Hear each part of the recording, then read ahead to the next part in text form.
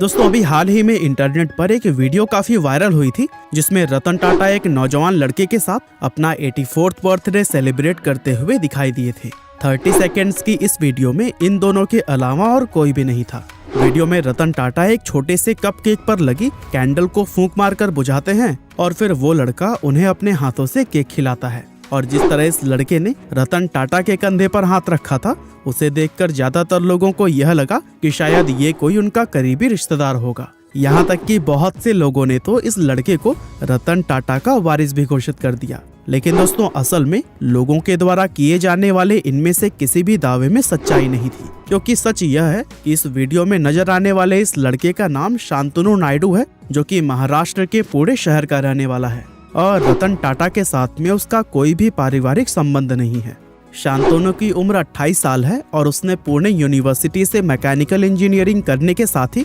America की Cornell university से MBA भी किया हुआ है और इस समय वो टाटा ट्रस्ट कंपनी के चेयरमैन ऑफिस में डेप्यूटी जनरल मैनेजर के पद पर जॉब कर रहा है। यानी कि दूसरे शब्दों में कहें तो वो रतन टाटा का असिस्टेंट है। शांतनु से पहले भी उसके परिवार की 4 पीढ़ियां टाटा कंपनी के लिए काम कर चुकी हैं। वैसे इस जॉब के अलावा शांतनु मोटोपॉज नाम के एक स्टार्टअप का फाउंडर भी है, जहां कुत्तों के लिए रात के अंधेरे में चमकने वाले डॉग कॉलर्स यानी कि पट्टे बनाए जाते हैं। इनफैक्ट अपने इसी स्टार्टअप की वजह से ही शांतनु ने इतनी पॉपुलैरिटी हासिल की है और यह स्टार्टअप ही वो वजह है जिससे कि रतन टाटा का वह इतना ज्यादा करीबी बन पाया है। तो चलिए दोस्तों अब हम रतन टाटा और शांतनु के मिलने की इस इंटरेस्टिंग स्टोरी को शुरुआत से जानते हैं। दरअसल अपनी इंजीनियरिंग की पढ़ाई के दौरान शांतनु ने सबसे पहले टाटा टेक्नोलॉजीज कंपनी को एक इंजीनियरिंग इंटर्न के तौर पर ज्वाइन किया था, जहां उसने 1 साल तक ये इंटर्नशिप की और उसके बाद जब उसे मौका मिला तो उसने टाटा ट्रस्ट कंपनी को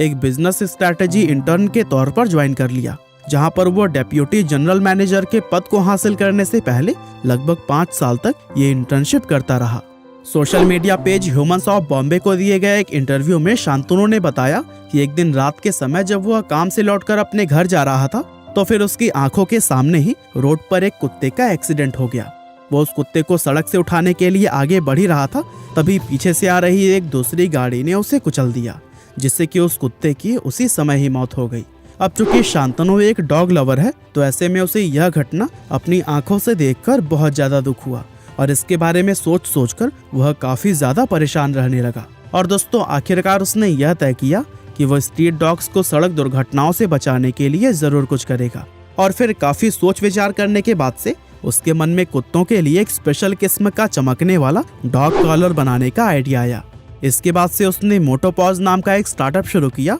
और कुत्तों के लिए ऐसे पट्टे बनाए जो कि अंधेरे में चमकते थे, ताकि कोई अगर कुत्ता रात में सड़क से होकर गुजर रहा हो तो फिर गाड़ियों को वह दूर से ही नजर आ जाए और इस तरह की दर्दनाक दुर्घटनाएं होनी बंद हो जाए। शुरुआत में शांतनु ने जैसे तैसे फंड्स जमा करके 500 डॉग कॉलर्स बनाए थे और अपने दोस्तों के साथ मिलकर उन्हें सड़कों पर रहने वाले स्ट्रीट डॉग्स के गले में पहना दिया। शांतनु का ये डॉग कॉलर वाकई में काफी कारगर निकला और इसकी वजह से सड़क पर कुत्तों के एक्सीडेंट होने की घटनाएं सच में कम हो गई। हालांकि दोस्तों शांतनु के इस इनिशिएटिव को असल पहचान तब मिली जब टाटा कंपनी ने इसका जिक्र अपने न्यूज़लेटर में किया, जिसके चलते रतन टाटा ने भी उसके काम को सराहा। इस न्यूज़लेटर का हिस्सा बनते ही मोटोपॉज डॉग कॉलर्स की डिमांड काफी तेज बढ़ने लगी, लेकिन फंड्स की कमी के चलते शांतनु इस डिमांड को पूरा नहीं कर पा रहा था और ऐसे में उसके पिता ने उसे सजेशन दिया कि वो अपने स्टार्टअप व फंड्स की कमी के बारे में रतन टाटा को एक लेटर जरूर लिखे, क्योंकि रतन टाटा भी कुत्तों को बहुत ज्यादा पसंद करते हैं।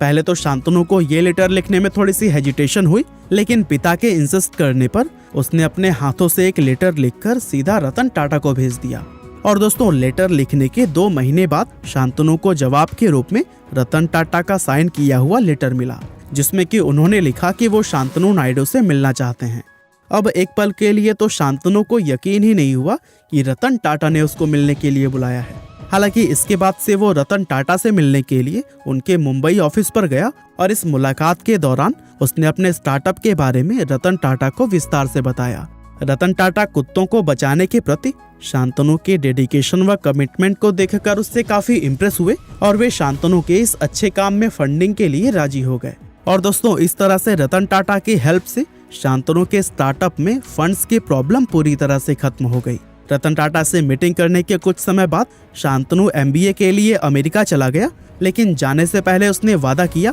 कि वापस आने के बाद से वो टाटा ट्रस्ट के लिए काम करते हुए ही अपना पूरा जीवन समर्पित करेगा। इसके बाद से 2018 में जब वो MBA करके भारत वापस लौटा तो रतन टाटा ने ही उसे फोन करके बोला कि मुझे मेरे ऑफिस में काफी सारा काम करना है, क्या तुम मेरे असिस्टेंट बनना चाहोगे। अब दोस्तों डायरेक्टली रतन टाटा से जॉब ऑफर मिलने पर शांतनु की खुशी का कोई ठिकाना ही नहीं रहा और खुशी के कारण एक पल के लिए तो उसकी सांसें रुक गई थी। उसने 2-3 गहरी सांस लेकर उस जॉब ऑफर को तुरंत उसी पल ही स्वीकार कर लिया और इस तरह से साल 2018 से ही वो टाटा ट्रस्ट के चेयरमैन ऑफिस में as a deputy general manager काम कर रहा है। और इन 3 सालों में रतन टाटा और शांतनु एक दूसरे के काफी क्लोज हो गए हैं, जहां इनके बीच का रिश्ता एक बॉस और एम्प्लॉय से कहीं ज्यादा दोस्ती का बन चुका है। और दोस्तों रतन टाटा के पर्सनल इन्वेस्टमेंट के मामले में शांतनु ही उन्हें यह बताते हैं कि किस स्टार्टअप में उन्हें इन्वेस्ट करना चाहिए और किस में नहीं। रतन टाटा स्टार्टअप्स को लेकर शांतनु के आइडियाज को काफी पसंद करते हैं, यानी कि हम कह सकते हैं कि शांतनु ने अपने काम से रतन टाटा के दिल को पूरी तरह से जीत लिया है और यही कारण है कि आज वो उनकी जिंदगी का एक अहम हिस्सा बन चुका है। बाकी दोस्तों हमारी आज की इस वीडियो में तो बस इतना ही था। यह वीडियो आपको कैसी लगी हमें कमेंट करके ज़रूर बताइएगा। आपका बहुमूल्य समय देने के लिए बहुत बहुत धन्यवाद।